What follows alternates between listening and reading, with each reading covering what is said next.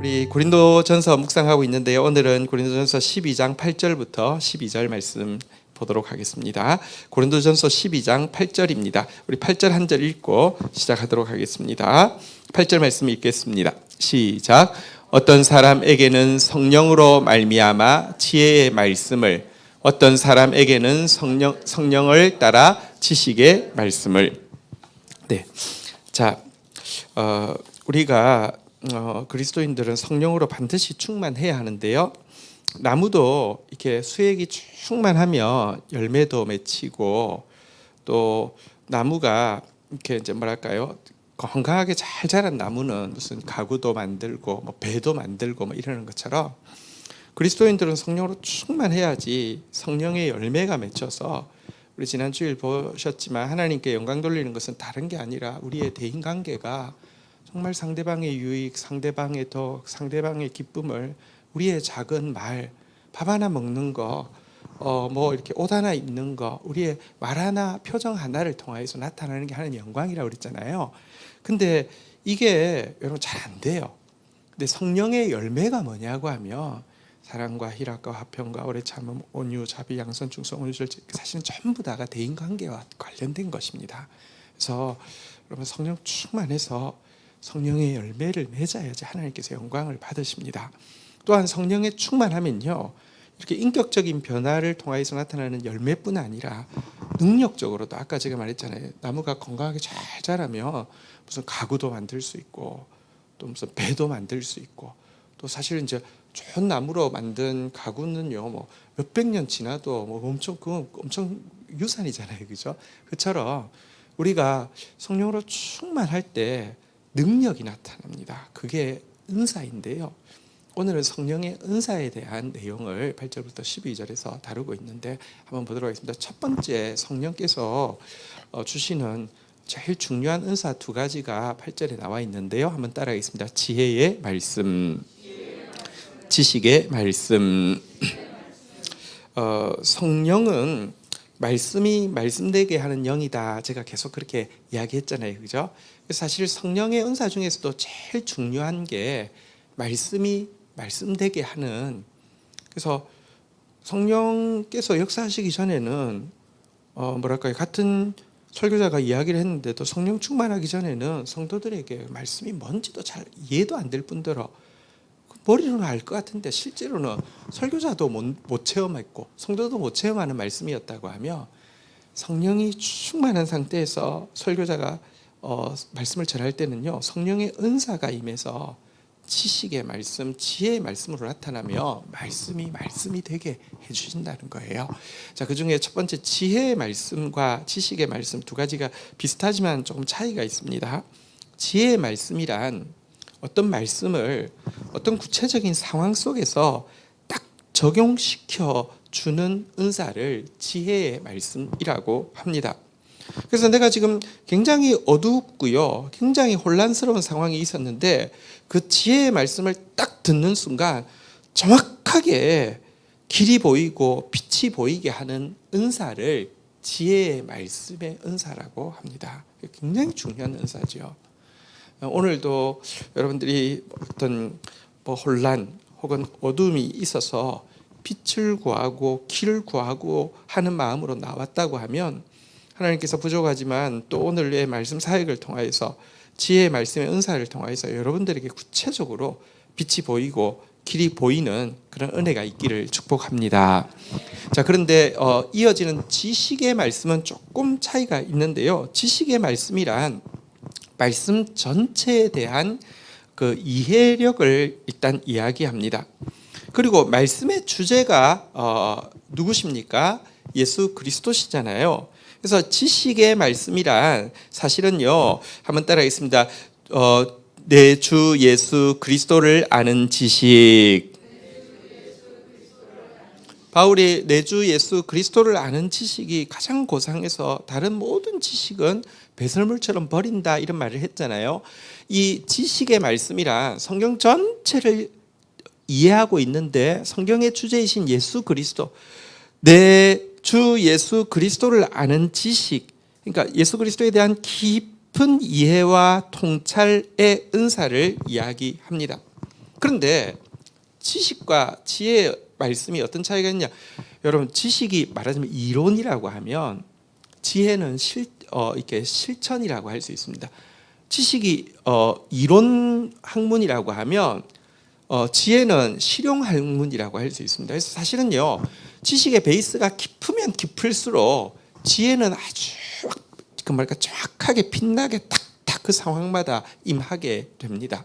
이게 같이 가야지 됩니다. 제가 이 두 관계를 알지 못했을 때 이렇게 그 좀 혼란스러웠던 때가 있었습니다. 어떤 때 내가 어떤 말을 이제 같이 모임에서 어떤 말을 할 때 어떤 성경 말씀을 딱 어떤 지체가 고민을 이야기할 때 성경 말씀을 딱 풀었는데 정말 나도 느끼고 지체도 느낄 정도로 빛이 쫙 임하고 한순간에 한마디로 딱 정리가 되는 그런 것을 경험했습니다. 그리고 성경을 보면서 이게 지혜의 말씀의 은사구나, 하나님이 지혜의 말씀으로 역사하셨구나를 깨닫고 너무 기뻤습니다. 그런데 비슷한 상황이 되었습니다. 그래서 내가 이번에도 지난번 경험을 의지해서 그 권면을 다시 했습니다. 근데 느낌이요, 지난번은 정말 칼처럼 쫙 수술하는 칼처럼 쫙 들어가서 빛이 쫙 비치는 느낌이었다고 하면 뭔가 뭉퉁해지고, 그러니까 뭐 그냥 일반적으로 은혜를 받았지만 뭔가 이렇게 정말 하나님이 성령의 역사하는 게 좀 덜 느껴지는 거예요. 그래서 왜 이렇지? 그래서 이거 왜 이렇지?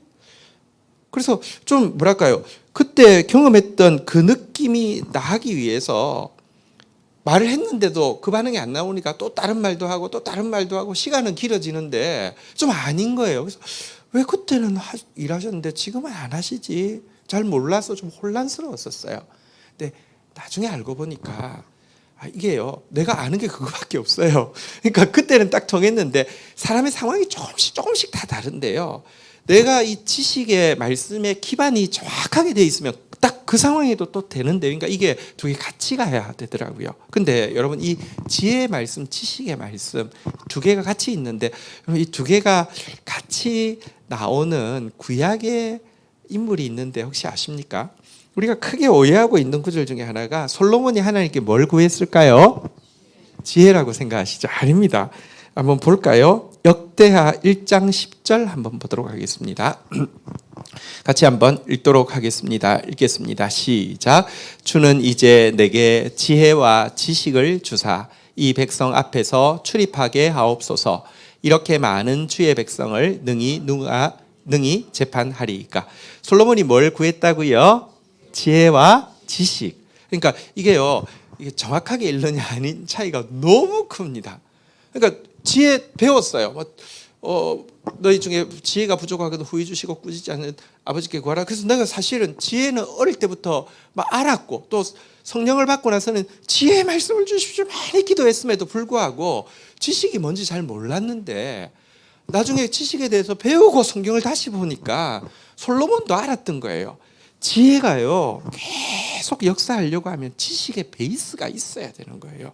우리 학문도 기초 학문이 튼튼해야지 우주선도 쏘고 뭐 반도체도 만들고 뭐 이렇게 뭐 전투기도 만들고, 이게요 기초 학문이 연동이 되는 것처럼 솔로몬도 이 두 가지를 함께 구했던 것입니다. 그래서 사실은 지혜의 말씀이 임하면 지식의 말씀의 은사를 또 사모해야 하고요, 지식의 말씀의 은사가 임하며 또 지혜의 말씀의 은사를 사모하는 것도 참 좋습니다. 물론 조금 차이가 있을 수 있어요.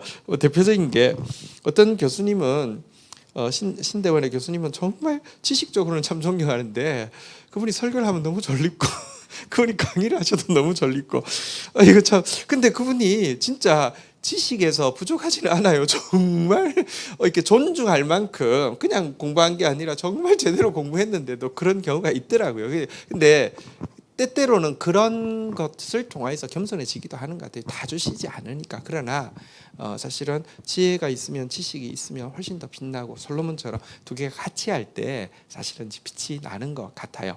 자, 그런데 한번 좀 물어보십시다. 솔로몬이 여러분 지혜와 지식을 왜 구했습니까? 여기 이유가 나오는데 무엇 하려고 구했습니까? 재판하려고요. 여러분, 하나님은 또 솔로몬이 지혜와 지식을 구할 때 너무 기뻐하셨잖아요. 왜 기뻐하셨을까요? 똑같아요. 바른 재판하려고 구했기 때문에. 왜냐고 하면 바른 재판이라는 것은 성경에서 이야기하는 공의와 정의의 구체적인 표출입니다. 여기 재판이라는 단어 자체가 미슈파트라는 단어의 뿌리와 같은 단어, 정의와 같은 뿌리를 두고 있는 단어입니다. 하나님께서 왕을 세우시는 이유가 무엇이냐? 열왕기상 10장 9절에 보면 이런 표현이 있어요. 하나님께서 솔로몬을 왕으로 세우신 이유가 무엇이냐? 열왕기상 10장 9절에 보면 이렇게 이야기하고 있습니다. 당신의 하나님 여호와를 송축할지로다. 여호와께서 당신을 기뻐하사 이스라엘 왕위에 올리셨고 여호와께서 영원히 이스라엘을 사랑하심으로 당신을 세워 왕을 삼고, 한번 따라하겠습니다. 정의와 공의를 행하게 하셨도다. 왕이 해야 할 일은 정의와 공의를 행하는 거예요. 정의와 공의의 표출의 핵심은 바른 재판이에요. 근데 솔로몬이 왕이 되고 나서 바른 재판하고 싶습니다. 근데 제가 할 수 없습니다. 그러니 지식의 말씀을 주셔서 하나님이 성경에서 이야기하는 게 뭔지를 알게 하시고, 지혜의 말씀을 주셔서 딱 구체적인 상황에서, 예를 들면 재판을 하는데요, 엄마가 둘이 와가지고 둘이 다 내 아이라고 하는데, 이때 적용하는 거는 지식이에요, 지혜예요? 지혜잖아요, 그죠? 주십시오 이렇게 구하니까 하나님께서 기뻐하셨다는 거예요. 제가 이 이야기를 하는 이유가 이렇습니다. 교회에서요, 의외로 성경 읽기 하자 그러면 꽤 반응이 좋아요. 또 성경을 읽는데 지혜와 지식이 필요합니다 라고 할 때 또 지혜와 지식도 구하는 사람들도 많아요. 근데 지혜와 지식 받은 것 같고 지혜와 지식을 이야기하는데 그것을 정의에 적용시키지 못하는 경우 많아요. 어떤 목회자는 보면 분명히 은사가 임한 건 맞아요. 그래서 하나님의 성경을 아는 지식도 있고, 그걸 설교를 통해서 또 권면 상담을 통해서 이야기하는 지혜도 있는데, 문제는 큰 틀에서 하나님의 정의, 공의와는 별로 상관없는 사람이 많고요. 굉장히 중요한 순간에 정의와 공의와 반하는 쪽으로 성경을 왜곡하는 경우도 많아요. 이것은 의도적이라고 보지는 않지만 지혜와 지식은 그렇게 구했는데 지혜와 지식을 구하는 목적이 정의와 공의라는 것에 대해서 너무 무지했기 때문에 사람이 이걸 중요하다고 생각해서 이건 받았어. 근데 이 목적을 잘 모르다 보니까 오용을 할 수 있는 거예요. 받은 건 맞는데 오용을 하는 거예요. 여러분, 사실 정의와 공의라는 단어는 영적인 단어이기도 하지만 일상적인 단어이기도 하죠. 우리의 일상의 삶에도 정의와 공의는 굉장히 구체적으로 결부되어 있습니다. 물론 이 하나님의 정의와 공의를 이야기하면서 너무 일상에다가 확 도입해가지고 이건 정의와 공의다, 이건 불이다 이렇게 이야기하는 것은 좀 위험성이 있습니다. 왜냐하고 하면 완전한 정의와 공의는 하나님 나라가 완성될 때 이루어지지, 이 세상에서 완전한 정의와 공의가 이루어지지 않고요. 또 완전한 정의와 공의가 이 세상에서 딱 존재하지도 않습니다.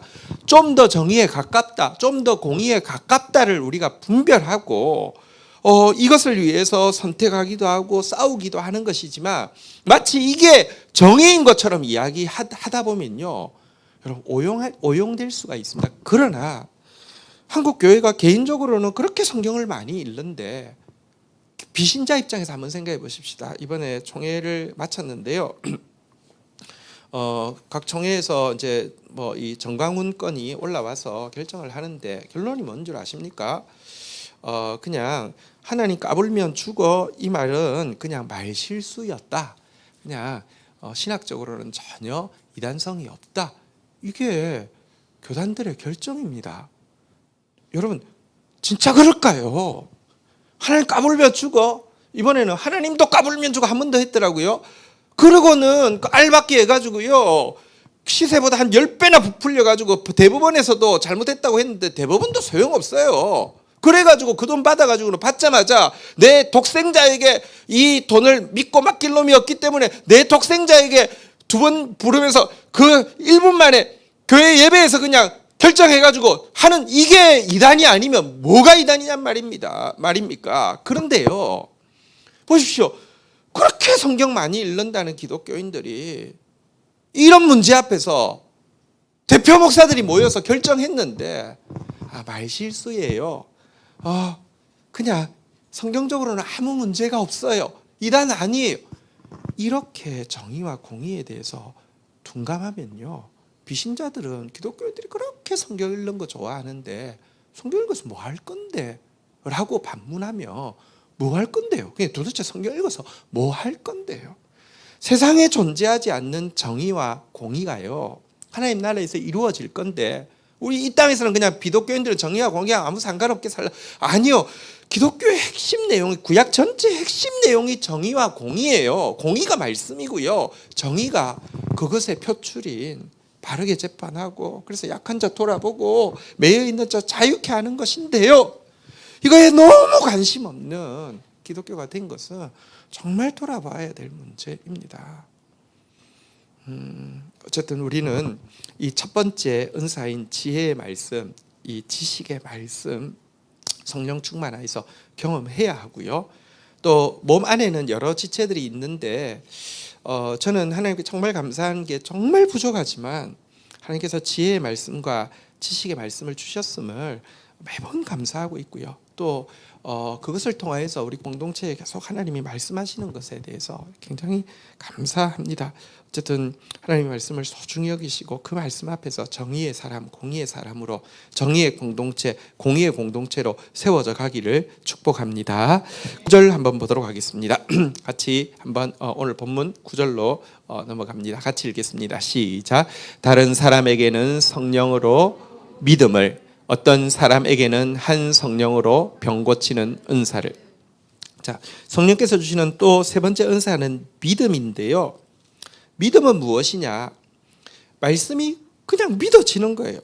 특별히 여러분, 하나님의 말씀은 하나님은 어제와 오늘이 동일하신 분이신데요, 하나님께서 미래에 대해서 하신 말씀이, 하나님께서 미래에 대해서 주신 꿈이 마치 지금 이루어진 것이나 다름없는 것처럼 보이지 않는 것들의 실상, 바라는 것들의 증거라고 느끼는 상태를 믿음이라고 합니다. 이런 은사가 임한 사람들이 있습니다. 이런 사람들이 영적 지도자들이 되죠. 왜냐하면 여러분, 하나님 말씀을 딱 주시면 먼 미래의 일이지만 10년 이후에나 현실이 될 일이지만 이미 눈으로 본 거나 다름없이 믿어지고요, 믿기 때문에 나아갈 수 있습니다. 이게 바로 믿음의 은사죠. 굉장히 소중한 은사입니다. 지금 실존하는 많은 일들은 10년 전에는 한 사람의 믿음의 은사를 가진 한 사람의 마음속에 심어진 씨앗에 지나지 않지만 그것이 현실이 되어집니다. 그러니까 바라는 것들의 실상, 보지 못하는 것들의 증거가 되게 하는 것. 여러분들, 특별히 교회 리더들 가운데는 믿음의 은사가 굉장히 중요합니다. 그러니까 믿음이 없을 때는요, 매번 그래서 안 됩니다, 이래서 안 됩니다, 위한다고 하는 말이 이래서 큰일 날 것 같습니다. 보수적으로 갑시다. 그런 것도 필요합니다. 균형이 필요합니다. 뭐 헛바람 드는 거 절대로 그게 믿음 아닙니다. 그런데 하나님의 말씀이 맞으면요, 하나님 그렇게 하실 것입니다. 제가 헌신하겠습니다. 함께 하겠습니다. 그렇게 해봅시다. 이게 믿음의 은사입니다. 굉장히 소중한 은사이죠. 그런 지도자들 되기를, 영적 리더들 되기를 축복합니다. 또 한 가지는 이제 병 고치는 은사, 그리고 10절 앞에 보면요, 나온 은사가 10절 한번 볼까요? 어떤 사람에게 능력 행함을, 자, 여기까지 좀 보도록 하겠습니다. 병 고치는 은사와 능력을 행하는 은사 한번 좀 보도록 하겠습니다. 여러분, 성령께서 하시는 일 중에서 병 고치는 은사, 그리고 능력을 행한다는 것은 초자연적인 기적을 행하는 은사가 분명히 있습니다. 이것은 과거에는 훨씬 더 강하게 역사하기도 했고요, 우리나라도 마찬가지고, 예를 들어 선교지에 의료적인 이렇게 혜택이 전혀 없거나, 혹은 악한 영의 역사가 강한 곳이어서 그보다 더 강한 영적 능력을 보지 않고는 이 결박이 해체되지 않는 곳에서 사실은 이 병 고치는 은사, 능력을 행하는 은사는 아주 강하게 발현되어지고 또 경험하게 된 은사입니다. 그러나 지금은 필요 없습니까? 그렇지 않습니다. 지금도 의학적으로 고칠 수 없는 질병들도 많이 있고요. 또 어떤 질병들은 이것은 그냥 단지 질병의 문제가 아니라 영적인 문제로 기인되어진 질병들도 여전히 있습니다. 이성이 지배하는 시대처럼 보이지만 여전히 이성이 이해할 수 없는 희한한 범죄들도 희한한 문제들도 끊이지 않고 일어나는 것이 세상입니다. 그래서요, 지금도 치유의 은사가 필요하고, 특별히 바울이 옛날 성경에 보면 바울의 손으로 희한한 능력이 나타났다 이렇게 이야기하는데, 이게 바로 능력을 행하는 은사잖아요, 그죠? 이런 능력을 행하는 은사도 필요합니다. 그리고 교회가 사모해야 합니다. 교회가 사모한다는 것은요, 나에게 주어지지 않아도 우리 지체주의 누군가에게는 사실은요, 또 병 고치는 은사가, 또 어떤 누군가에게는요, 또 능력을 행하는 은사가 나타날 수 있습니다. 그래서 교회에 이것이 필요하다고 강구하는 것이 필요합니다. 병 고치는 은사와 또 사실 이 의료와의 관계에 대해서 한번 좀 이야기해 보도록 하겠습니다. 여러분, 재능과 은사는 사실은 그 차이점도 있고 또 유사점도 있습니다. 여러분, 피아노를 잘 치는 것은 은사일까요? 재능일까요? 예, 그건 재능입니다. 그것은 재능이죠. 그런데 어떤 사람은 피아노를 치는데 마치 다윗이 하프를 연주할 때 악령이 쫓겨나간 것은, 그것은 재능의 영역이 아니라 은사의 영역이죠. 우리가 재능은 내가 그냥 이제 내 노력에 의한 것, 또 선천적인 것이라고 하면, 은사는 하나님께서 주시는 것, 후천적인 것이어서 피아노 치는 것 자체는 사실 재능일 수 있어요. 그런데도요, 그것이 은사로 화해질 수도 있다는 거 알아야 됩니다. 근데 한번 보십시다. 우리 윤창현 집사님 여기 계신데, 사실은 이제 우리가 병을 고치는 거, 이거는 의사는 사실은 은사냐? 이건 의사라는 것은 하나님 주신 직분이냐? 정확하게 이야기하면 이제 재능이고, 그것은 교육이죠. 그런데 사실 이제 우리 윤창현 집사님 정말 감사한 게 모든 환자들이 정말 좋아하시잖아요, 그죠? 참 마음 담아 사시는 걸 느끼고, 우리 교우들도 다 우리 교회 주치의신데 근데 이게 의사도 알 수 있어요. 어떤 문제는 내 지식 가지고 되는 게 아닌데, 혹은 내 지식으로 했을 때에도 이 정도 결과가 그냥 예측할 수 있는 결과인데, 내 지식을 뛰어넘어서 하나님께서 또 이렇게 알게 해주시거나, 혹은 내 지식으로 했는데 결과가 그러니까 우리가 예측하고 의료적인 데이터가 주는 것을 뛰어넘는 결과가 나올 수 있어요. 그때는 하나님께서, 그러니까 우리 이제 윤찬호 집사님을 들어서 이 병 고치는 은사의 도구로서 사용을 하시는 것이죠. 그러니까 그래서 우리는 사실은 이제 직업과 이 직업이라는 게 그냥 돈벌이의 수단이 아니라 소명이 되어지면, 하나님께서 그의 직업을 통해서 하나님 나라를 확장시켜 가시죠. 이때는 은사로 화한 재능, 이 되는 것입니다. 이것은 굉장히 사실 소중한 것이죠. 어쨌든 이런 이제 그 치유 혹은 능력 행함, 이것도 소중하고 이렇게 사모할, 교회가 사모할 은사임에 틀림없는데요. 그러나 한 가지 좀 기억해야 될 것이 있습니다. 여러분, 순복음 교회들, 또 이쪽 남미 쪽 계열의 교회들이나 아프리카 계열의 교회들에서는 지금도 제일 사모하는 은사가 치유랄지 혹은 능력 행함의 은사입니다. 그래서 집회를 가는 것은 마치 우리가 무당 굿할 때 작두 타는 거 보면 너무 신기하잖아요. 근데 그런 교회들의 집회, 무슨 큰 집회를 가면 사람들이 기대하는 바가 그런 겁니다. 신기한 능력이 하고 이것들 보러 구경하러 가는 경우가 되게 많습니다. 이것이 성경에서 배제해야 되는 치유 혹은 능력, 이 은사가 배제해야 되는 게 아니라 치유, 이 능력을 바르게 쓰기 위해서는 우리가 정말 유념할 필요가 있는데요. 아까 바울의 손을 통해서 희한한 능력이 나타났다는 성경 구절이 있잖아요, 그죠? 손수건 앞치마만 갖다 대도 막 귀신이 떠나는 그 능력이 나타난 게 사도행전 19장 10절부터 시작되는 내용인데요. 사도행전 19장 10절, 이 희한한 능력이 어디서 나타났느냐? 에베소에서 나타났습니다. 에베소에서 뭐 할 때 나타났느냐? 에베소에서 두란노 서월이라는 것을 빌려가지고 2해 동안 하나님의 말씀을 충실하게, 진짜 충만하게 가르쳤더니 모든 사람이 주의 말씀을 다 듣더라. 그러니까 진짜 하나님이 뭘 원하시는지 이 에베소 사람들이, 에베소의 신자들이 다 아는 상태가 딱 되니까요. 11절 이렇게 놀라운 능력, 옛날 버전으로는 희한한 능력이 나타나서 손수건과 앞치마만 갖다 대도 병이 낫는 거예요. 그러니까 이게요, 기반이 말씀이 충만한 상태에서 치유와 능력이 나타나니까 열매가 되고요. 이렇게 열매가 막 나타나니까 결론이 무엇인 줄 아십니까? 이 스토리의 결론은 이어지는 20절인데요. 20절 같이 한번 읽도록 하겠습니다. 20절 읽겠습니다. 시작. 이와 같이 주의 말씀이 힘이 있어 흥왕하여 세력을 얻으니라.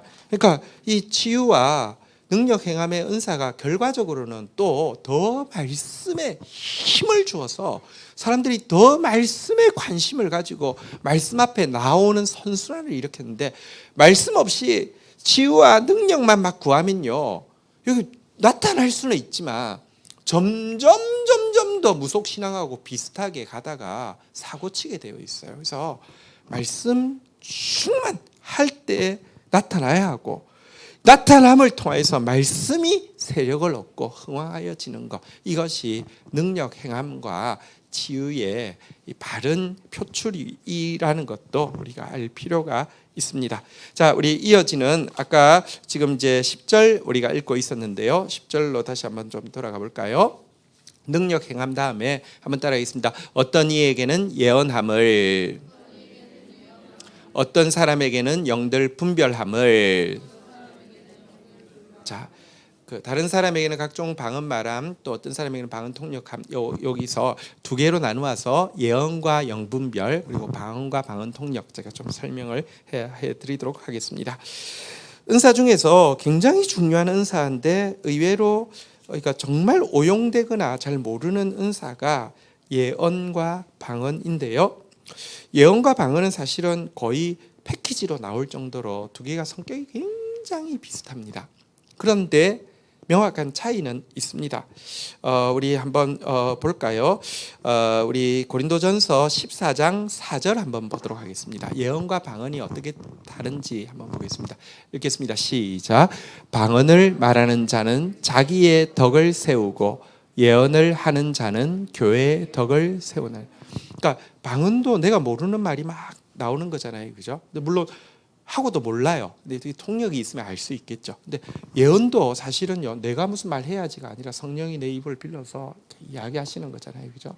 근데 이 두 개가 비슷한데 어떤 차이가 있느냐? 방언은 주로 자기의 덕을 세우고, 그러니까 하나님께서 나 개인에게 하시는 말씀이 많습니다. 뒤에서 좀 설명할게요. 근데 예언은요, 하나님께서 누구의 입을 통해서 이야기하시는데 교회에 대해서 하시는 말씀이 많습니다. 근데 되게 비슷합니다. 자, 예언. 자, 예언이 무엇인지 조금 말씀을 드리겠습니다. 예언이라는 거 사실은요, 신구약 성경에서 예언이라는 단어가 많이 나오는데, 이 예언의 1차적인 내용은 무엇을 이야기하냐고 하면 하나님의 말씀 선포를 예언이라고 합니다. 여러분, 하나님의 말씀이 바르게 선포되어지면 그것이 바로 예언입니다. 그래서 우리가 많이 기도해야 되는 것이 설교단을 위해서 기도해야 합니다. 설교는요, 아무리 잘해도 성경 공부를 강단에서 성경 공부시키는 게 설교가 아닙니다. 저는 사실 강해 설교를 하면 국내에서 제일 잘할 자신이 있습니다. 그것은 제가 그 코스타에서도 이렇게 강해는 저한테 다 맡길 정도로 어쨌든 저 되게 잘할 수 있습니다. 근데 주일 절대 강해를 안 하는 이유가 한 가지 있는데요. 딱 본문을 딱 계속 이렇게 이어서 뭐 로마서 같은 거 하는데 뭐 어떤 교회들은 뭐 5년도 걸리고 막 이렇게 하잖아요. 근데 그러지 않는 이유가 뭐냐고 하면 그러면 자칫 성경 공부가 되기 쉽습니다. 이건 이런 뜻이고 이런 뜻이고 성경 공부가 나쁘다는 게 아니라 여러분 이 설교라는 것은 캐리그마이고요. 캐리그마라는 것은 하늘에서 계시가 내려 꽂히는 것이고 이 말씀의 선포를 예언이라고 합니다. 그러면 어떤 바른 말씀의 선포에는 어떤 결과가 나타나냐고 하면요. 성도들의 형편 사정이 다 다릅니다. 또 목회자가 뭐 기본적으로 셀 보고서를 통해서 형편 사정을 알지만 그랬다고 해서 속사정을 아는 것 아닌데요. 설교에 선 사람 듣는 사람들이 모두가 이구동성으로 하나님이 어떻게 나한테 이야기하신다. 혹은 오해를 하며 셀장님이 내 사정을 미주알 고주알 목사님한테 다 일러 바쳐서 목사님이 지금 나들으라고 하는 소리다. 이런 이야기가요.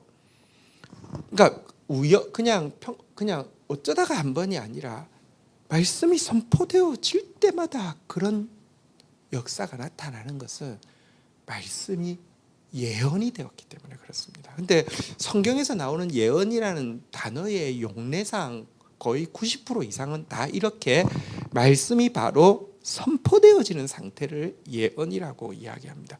그래서 여러분 강단을 위해서 꼭 기도해야 합니다. 저도 금요 기도 오시는 분들은 알 거예요. 우리가 이제 막 여러 가지 기도 제목 하고 나서는 주일 예배를 위해서 주일 말씀을 위해서 기도해 달라고 하는데 제가요 아무리 준비를 열심히 해도요 그 성경 공부에 지나지 않거나 그냥 교훈 기독교적인 교훈을 주는 것에 지나지 않을 수도 있고요. 어떻게 되면 예언의 사역이 되어질 수도 있습니다. 이거는 정말 하나님이 은혜를 주셔야 되는 거예요. 그래서 이게 바로 예언이고요. 근데 때때로는 90% 이상은 말씀을 하나님께서 선포하라고 하는 대로 계시하는 것이 예언이라고 하면 한 10% 미만은 보면 구체적으로 이렇게 어떤 상황 가운데 하나님께서 각 개인에게 주시는 또 근데 이 개인에게 주신다는 게 보세요. 아까 방언은 나 개인에게 말하는 사람 개인에게 하나님이 주로 하시는 일이라고 하며 예언은 교회 공동체에 있는 공동체 그러니까 공동체라는 것은 공동체를 구성하고 있는 어떤 개인에게도 할 수 있잖아요. 그죠? 이렇게 구체적으로 이야기하는 예언도 성경에 나와 있습니다. 보면은 선지자가 찾아와서 개인에게 이야기하는데 그 이야기가 사실은 공동체를 위해서 하시는 이야기일 수 있습니다. 그런데 이런 예언에서는 한 가지 좀 주의해야 합니다. 여러분 이런 예언 듣고 싶습니까? 안 듣고 싶습니까? 듣고 싶잖아요. 궁금하잖아요. 그죠? 기가 막힌 것은 요즘 목회자 또 뭐 선교사 그리고 이런 뭐 교회 뭐 직분자 뭐 이런 사람들이요. 미래가 너무 궁금하니까 교회가 부흥할지 안 부흥할지 뭐 이렇게 건축이 제대로 될지 안 될지 너무 궁금하니까 그렇게 무당한 테 많이 찾아간다네요. 저 정말 충격적인데 실제로 그렇답니다. 그러니까 이런 무속 세계와 아주 깊은 관련이 있는 돌을 닦는 그 과거의 크리스천이었던 분이 이제 무당을 만나서 이야기를 들으니까 그렇게들 많이 찾아와서 난 정치인들 많이 찾아가는 건 알았는데 목회자들도 선교사도 미래가 너무 궁금해서 그 찾아간대요. 정말 좀 무서운 시대입니다. 그러니까 무속하고 기독교하고 지금 정의와 공의가 없으니까 지혜와 지식이 없으니까 똑같아지고 있어요. 근데 여러분 보세요. 누가 나한테 구체적인 예언을 해주고 그 사람 너무 신령해서 거의 다 맞는데 그럼 가고 싶잖아요. 그죠? 근데 그런 예언을 받을 때 굉장히 중요한 원칙이 있습니다. 고린도전서 14장 29절 한번 볼까요? 고린도전서 14장 29절 같이 한번 읽도록 하겠습니다. 읽겠습니다. 시작. 예언하는 자는 둘이나 셋이나 말하고 다른 이들은 분별할 것이요. 일단 예언하는 사람이 내가 예언했는데 그 사람이 진짜 그래요? 이렇게 물어보면 감히 하나님의 종에게 이렇게 이야기하는 사람 가짜입니다. 내가 이야기해도요. 성경이 둘이나 셋이 말하게 하라고. 그러니까 틀릴 수 있으니까 다른 분들 통해서도 하나님 바른 종들 통해서도 하나님 말씀 들어보십시오 하는 게 맞지. 감히 의심을 해. 이건 이단입니다. 또 받는 사람은 아유 저는 딴 데 갈 필요도 없어요. 목사님 말씀이라고 하면 저는 그냥 무조건 믿겠어요. 그래서 안 됩니다. 받는 사람은 어떻게 해야 된다고요? 분별할 것이요. 분별해야 합니다. 그래서 그렇게 맞는지 성경은요. 하나님은 덮어놓고 믿으라고 이야기하지 않습니다. 분별하라고 자꾸 이야기합니다. 분별의 원칙이 몇 가지 있습니다. 바른 예언인지 틀린 예언인지 알 수 있는 것. 첫 번째는요. 아까 예언은 누구한테 덕을 세운다고요? 교회에 덕을 세운다고 그랬죠. 그 예언의 내용이 덕을 세우는 게 아니라 판단과 정죄의 내용이라고 하면 그건 바른 예언이 아닐 확률이 굉장히 많습니다. 너 뭐했지? 이렇게 이야기하는 그거는요. 무당이 하는 짓입니다. 교회 덕을 세우기 위해서요. 물론 여러분 이렇게 찌르는 말 할 수 있어요. 책망하는 말 할 수 있어요. 근데요 그게요 덕을 세우기 위함이 아니라 두렵게 해가지고는요 확 이렇게 하는 거는 그러니까 여러분 아파도 덕이 될 수 있고 여러분 이게 분별할 수 있잖아요, 그죠? 덕이 되지 않는 것은 교회에 덕이 되지 않는 것은 바른 예언 아닙니다. 아무리 맞는 것처럼 보여도. 두 번째요. 여러분 성도에게 덕이 되지 않는 게 바른 예언이 아니라고 하면 두 번째는 교회의 질서와 권위를 허물어뜨리는 예언은 바른 예언이 아닙니다. 교회의 덕을 세운다고 했는데 교회는요 하나님이 질서와 권위를 통해서 다스리십니다. 하나님 나라, 천국은 하나님 나라고요. 나라는요 권위와 질서가 서 있어야 합니다. 권위와 질서가 무너지면 나라가 다 무너집니다. 근데 용하다는 데 가서 예언을 받았는데요. 그게요 교회 목사를 막 비판하고 교회 목사를 판단하고 그러니까 네가 교회를 바로잡기 위해서 뭐 해야 돼? 이거 가짜입니다. 그럴 리가 없습니다. 하나님은 그렇게 말씀하실 리가 없습니다. 예를 들어 잘못된 권위자가 있다 하더라도요. 잘못된 권위에 대해서는 내가 심판할 것이니 너는 너의 할 일을 하라라고 이야기하고 그를 위해서 기도하라고 이야기하시지 절대로 권위를 허물어뜨리는 일을 예언을 빙자해서 한다는 건 가짜라는 것을 알 수 있습니다. 그리고 또 한 가지는 예언 사역자의 모습을 보면 알 수 있는데요. 말은 잘하는데 자기 삶의 열매가 안 맺히거나 혹은 그 사람이 자꾸 어쨌든지 그 예언 받으러 온 사람을 자꾸 자기를 의지하게 하고 지배하고 구속하려고 하는 게 보이면 그런 데는 가서는 안 됩니다. 사실은 많은 경우 그래서 가장 건강한 것은 교회 안에서 하나님이 분명히 우리가 기도하면 필요한 은사들 다 주실 것이고요. 교회 안에서 하는 것이 좋지. 딴 데 가서 자꾸 그 사람들 사실은 개인 사업하고 여러분 그런 경우가 진짜 무당하고 똑같은 경우가 많습니다. 그러니까 어쨌든 예언이 이런 것이라는 것을 좀 알 필요가 있습니다. 자, 예언에 이어지는 은사가 영분별이라고 했잖아요. 아까 이 영분별이 우리가 보셨잖아요. 예언을 받을 때는 분별하라 그랬잖아요. 그래서 영분별이 나오는 것입니다. 아까 제가 분별하는 원칙에 대해서는 알려드렸는데 성도에게 덕이 안 되거나 교회 질서를 허물어뜨리거나 예언 사역자라고 하는데 그가 삶의 열매가 없거나 사람들을 조종하려고 하고 구속하려고 하면 그건 절대로 근처에도 갈 이유가 없는 잘못된 악한 그 예언이라는 것을 분별해야 합니다. 이것을 여러분 사단은요 광명한 천사와 같이 나오기 때문에 특별히 우리가 어떤 약점이 있을 때 우리가 좀 갈급함이 있을 때 그것을 채워주며 너무 좋게 보이고 천사처럼 보여서 무조건 따라가려는 대단한 어리석음이 인간 속에 있습니다. 그걸 사탄이 이용합니다. 그래서 분별해야 합니다. 칼같이 분별해야 합니다. 그렇지 않으면은 이렇게 사모하다가 도리어 이렇게 실족하는 경우가 생길 수 있습니다. 그래서 예언 그다음에 영분별 이것이 같이 가야 하고요. 다음에 나오는 은사가 우리가 아까 살펴본 바대로 이제 방언과 통역의 은사입니다.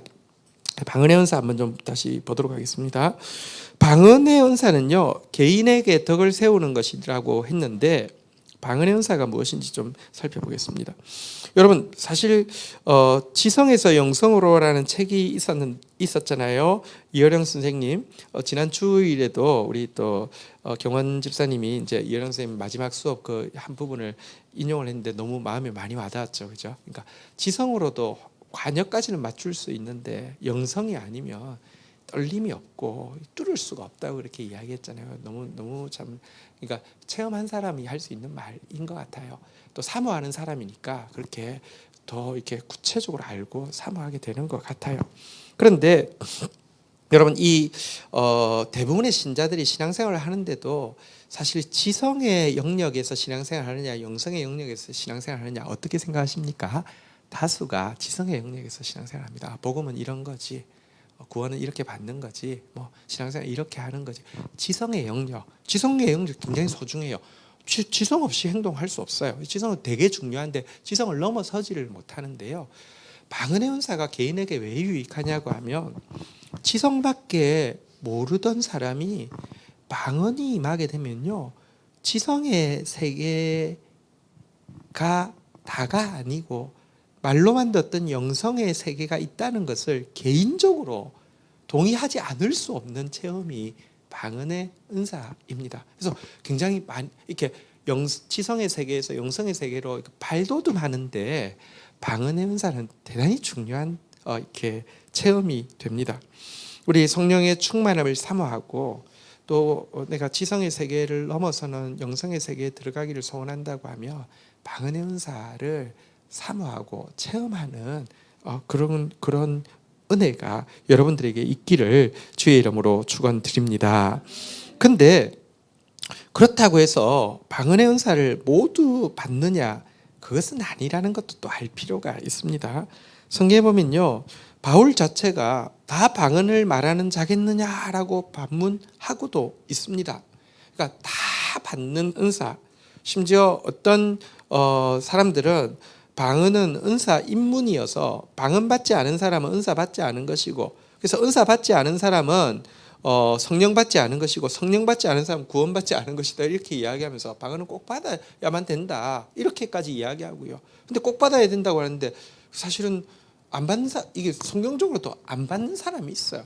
그러니까 나한테 오면 다 받는다 그래가지고 그래서 코카콜라 시킨, 이게 진짜 무슨 그 진짜 웃기는 짓이죠. 그러니까 그러다 보면요, 온갖 방법을 다 하니까 귀신이 역사하는 거예요. 전혀 그렇지 않습니다. 그러나 그럼에도 불구하고 경험론적으로 보면, 다시 이야기합니다, 영성의 세계로 발돋움하는 면도 방언이고요. 또 한 가지는 사실은 성령의 제일 중요한 역사가 교통의 역사거든요. 그러니까 여러분 보십시오. 하나님의 말씀이 나한테 통하게, 교통이라는 게 통하게 한다는 거잖아요. 그죠? 말씀이 말씀되게 한다는 것이잖아요. 그래서 성령이 임할 때 처음 나타나는 은사가 방언의 은사인 게, 왜냐고 하면 모두 말이 이렇게 분열돼 있다가 바벨탑 사건 이후에 교통하게 한 것이기 때문에 보편적으로 많이 받는 것은 또 현실입니다. 그래서 굉장히 기도를 많이 한 조지 뮬러 같은 경우는 체결 전기를 찾아보니까 방언을 안 했습니다. 못했습니다. 그래서 다 받는 것은 분명히 아닙니다. 조지 뮬러가 그러면 방언을 못했으니까 은사를 못 받았고, 은사를 못 받았으니까 성령을 못 받았고, 성령을 못 받았으니까 구원을 못 받. 그 말도 안 되죠. 그런데 굳이 우리가 조지 뮬러여서 방언 안 받아도 되는 건 아니잖아요, 그죠? 사실은 정말 사모하는 필요는 있습니다. 그러면 방언이 구체적으로 뭐길래 개인에게 도움되느냐, 좀 알고 받아야지 훨씬 더 잘 쓸 수 있거든요. 방언은 일단 말인데요, 두 가지 중에 하나입니다.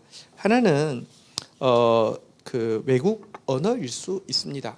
성경에 보면 오순절에 성령께서 임하셔서 디아스포라 최소 16개국 이상에서 왔던 이렇게 그 디아스포라들이 120문도가 막 방언을 하니까 우리 각 사람이 난곳 방언으로 이 하나님의 일을 듣게 됨이 어찌미냐 그랬습니다. 그러니까 한 16곳 언어로, 어떤 제자는 무슨 메소포타미아 말을 하고, 어떤 사람은 리비아 말을 하고, 어떤 사람은 구스 말을 하고 이랬다는 것입니다. 그러니까 분명히 외국어로서의 방언이 있습니다.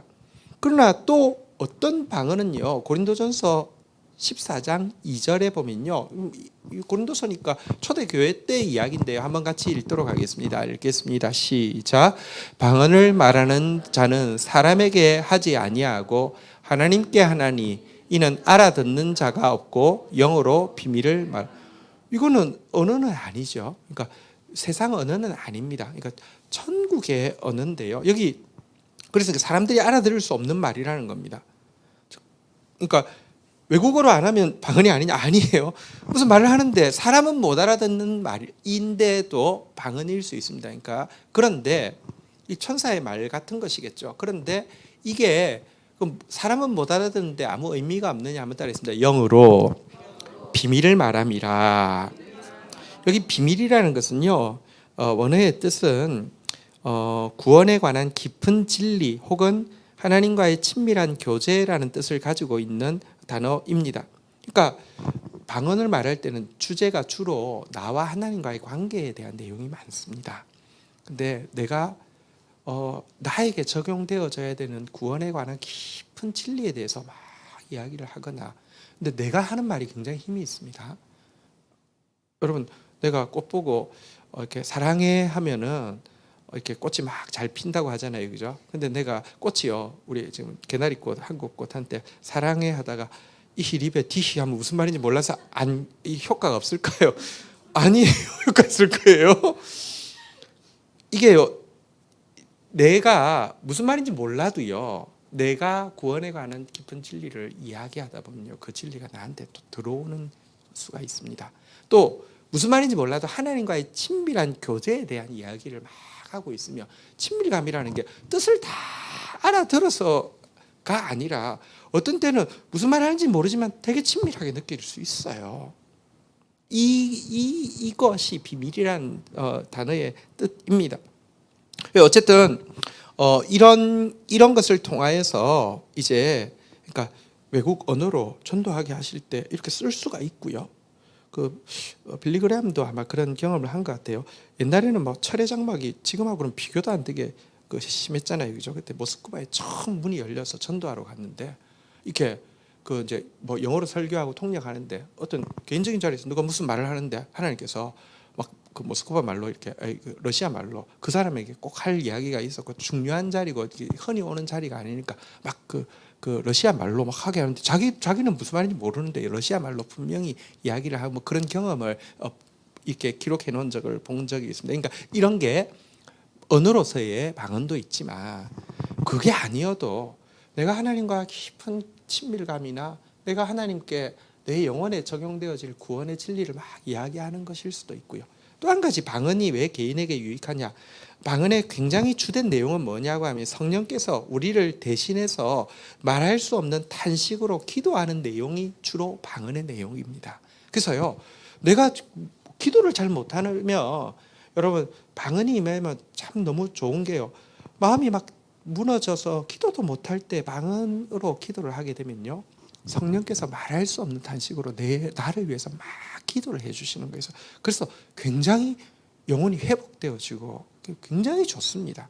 그런 점에서 방언의 은사, 그러니까 저는 제가 별로 많이 강조하지 않잖아요. 방언을 많이 강조하지 않는 이유는 하도 잘못 쓰는 사람들이 많아서 그래서 강조하지 않지만, 사실 저만큼 저도 방언을 사모하다가 방언을 받았고 또 방언에 대해서 저만큼 정확하게 이해하고 있는 사람은 아마 없을 거예요. 그런데 아는 상태에서는요, 이렇게 좋은 것이면 굳이 여러분들이 조지 뮬러의 길을 따라서 하나님 기도는 많이 하되 방언은 사양합니다 이럴 필요는 없잖아요, 그죠? 그래서 우리 성령 충만하여서 방언의 이 은혜를 받았으면 좋겠고요. 그런데 방언이 임하면 혹은 공동체의 방언의 은사가 풍성하면요, 꼭 있어야 되는 은사가 무엇일까요? 오늘 본절 12절에 10절에 마지막 부분 한번 보도록 하겠습니다. 한번 따라하겠습니다. 방언 통역함을 주시나니. 그래서 공동체의 방언의 은사가 아름답고 풍성하게 있을 때에는 통역의 은사가 하나님께서 주실 것이고요. 그렇게 되면 내가 무엇을 기도했는지 알 수 있고 이런 은혜가 있다는 것입니다. 네, 우리 10절 11절 읽고 마치도록 하겠습니다. 제가 11절 12절 11절 읽고 여러분들 12절 읽겠습니다. 이 모든 일은 같은 한 성령이 행하사 그의 뜻대로 각 사람에게 나눠주는 것이라. 12절 읽겠습니다. 시작. 몸은 하나인데 많은 지체가 있고 몸에 지체가 많으나 한 몸임과 같이 그리스도도 그러하니라. 근데 이것은 성령께서 각 사람에게 나눠 주시는 것이고요. 그리고 각 사람이 받은 것이 다르지만 한 몸을 이루는 것이다. 이렇게 이야기하고 있습니다. 그러니까 은사를 가지고요. 서로 경쟁할 필요도 없고요. 시기할 필요도 없습니다. 영적인 경쟁이 아니라 영적인 경주라고 계속 말씀드렸죠. 나에게 어떤 은사가 임하며 다른 사람에게도 임하기를 원하고, 혹은 나에게 없는 은사가 다른 사람에게 있으며, 우리 몸에 누군가 방언 통역을 하니까 얼마나 좋아요. 누군가 예언을 하고 있으니까 얼마나 좋아요. 누군가 능력을 행하니까 얼마나 좋아요. 그러니까 또 기뻐하고. 그래서 두 개를 다 합쳐서요. 가진 사람도 이것을, 오늘 우리 GT 본문이죠. 12장 7절, 고린도전서 12장 7절, 은사가 있으면 어디에 써야 된다고요? 각 사람에게 성령이 나타나시면 유익하게 하심이라. 정확한 뜻은요, 각 사람에게 성령이 나타나시면 자기 유익이 아니라 공동체를 유익하게 하심이라는 뜻입니다. 모두 다 그리스도의 몸을 위해서 쓰면은 너무너무 풍성한 공동체가 됩니다. 그런 공동체 세워가기를 기대하고, 또 그런 공동체로 영적인 성령의 은사가 충만한 공동체, 성령의 능력이 충만한 공동체 되기를 기도합니다. 우리 같이 한번 찬양하고 기도하는 시간 가지도록 하겠습니다. 성령의 불타는 교회, 우리 한번 찬양합시다.